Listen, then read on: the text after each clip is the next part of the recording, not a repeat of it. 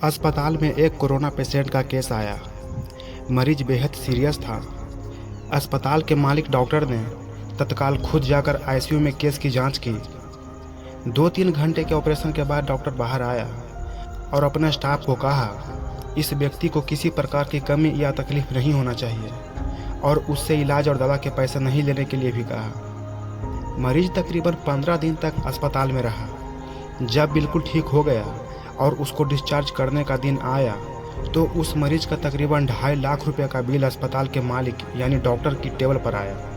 Doctor ने अपने account manager को बुला करके कहा कि इस व्यक्ति से एक पैसा भी नहीं लेना है। ऐसा करो, तुम उस मरीज को लेकर मेरे चेंबर में आओ।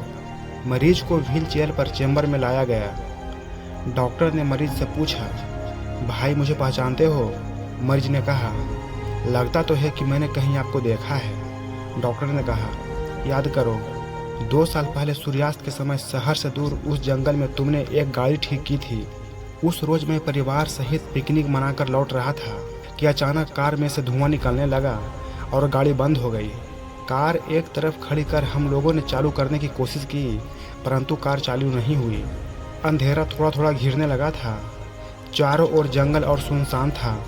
परिवार के हर सदस्य के चेहरे पर चिंता और भय की लकीरें दिखने लगी थी और सब भगवान से प्रार्थना कर रहे थे कि कोई मदद के लिए मिल जाए। थोड़ी ही देर में चमत्कार हुआ।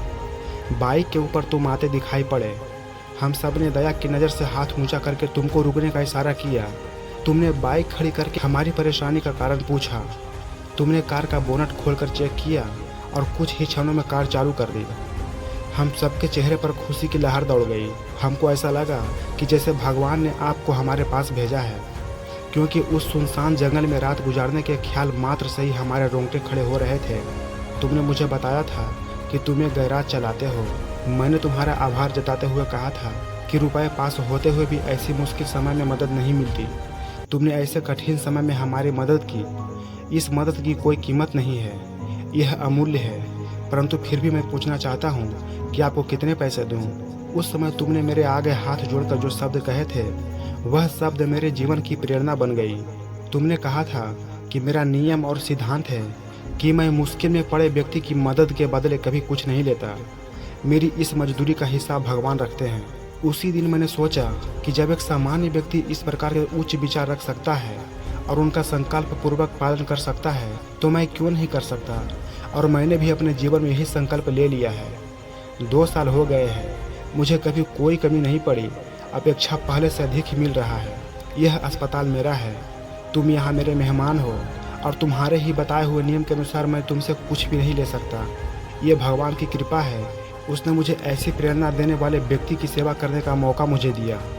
ऊपर वाले ने तुम्हारी मजदूरी का हिसाब रखा और वो हिसाब आज उसने चुका दिया है। मेरी मजदूरी का हिसाब भी ऊपर वाला रखेगा और कभी जब मुझे ज़रूरत होगी वो ज़रूर चुका देगा। डॉक्टर ने मरीज से कहा, तुम आराम से घर जाओ और कभी भी कोई तकलीफ हो तो बिना संकोच के मेरे पास आ सकते हो। मरीज ने जाते हुए चेंबर में रखी भगवान कृष्ण की तस्वीर के सामने हाथ जोड़कर कहा, हे प्रभु, आपने आज मेरे कर्म का पूरा हिसाब ब्याज समेत चुका दिया है। सदैव याद रखो कि आपके द्वारा दिए गए कर्म आपके पास लौट कर आते हैं और वो भी ब्याज समेत। वर्तमान में कठिन समय चल रहा है। जितना हो सकता है लोगों की मदद करो। आपका हिसाब ब्याज समेत वापस आएगा। उम्मीद है यह कहानी आपको पसंद आई होगी, तो एक लाइक ज़रूर कर देना और रोजाना ही ऐसी कहानी के लिए हमारे चैनल को सब्सक्राइब कर देना। तो चलिए आज के लिए इतना ही। मिलते हैं अगले वीडियो में। जय हिंद, जय भारत।